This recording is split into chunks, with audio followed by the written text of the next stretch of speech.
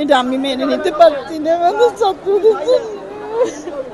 ওরা তিনজনই আমাদের ছাত্র। ওসমান লালাকের স্কুলে লেখাপড়া করছিল। আমি শহর থেকে চলে আসছি এদের দেখার জন্য। ছোট ছেলে বলছিল যাওয়ার সময়, ম্যাডাম আপনার জন্য কি আনবো।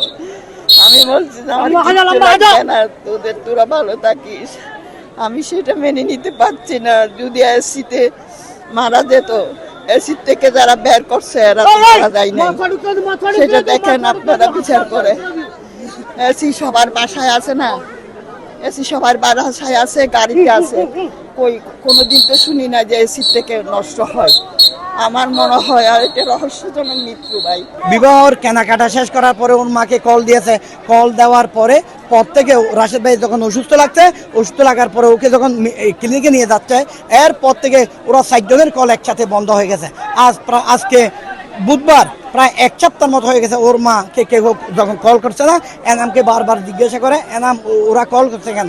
তখন এনাম বলে আম্মা আমার বড় ভাই অ্যাক্সিডেন্ট করেছে, সেই জন্য ওকে নিয়ে সেবা যত্ন ওরা ব্যস্ত আছে, যে এই জন্য কল করতে পারে না। কিন্তু ওরা আনন্দ উল্লাসে দেশে এসে বিবাহ করবে, কোরবানির ঈদ করবে, এরকম একটা আশা নিয়ে ওরা কেনাকাটা করছে। কিন্তু হঠাৎ করে ওরা আজ কফিন হয়ে দেশে এসেছে। খুবই মর্মান্তিক ঘটনা। এরকম ঘটনা আর বাংলাদেশের জমিনে নয়, পৃথিবীতে কোথাও হয় নাই আমার মনে হয়। বিষয়টা তো মেনে নেওয়া যায় না, অনেক দুঃখজনক। এটা তো কেউ বলতেছে ওরকম বানানো, মানে কেউ এরকম প্ল্যানিং করে করছে, এরকমও হতে পারে। তবে আমার মনে হচ্ছে না, এটা আল্লাহর হুকুম আছে, এইভাবে হওয়ার ছিল, তাই হলো। হ্যাঁ, বিয়ের কথা ছিল, তো বিয়ের কথাবার্তা হয়েছে, শপিং করছে, শপিং টপিং করে গাড়িতে উঠছে, তারপর শুনতেছি এসি ব্লাস্ট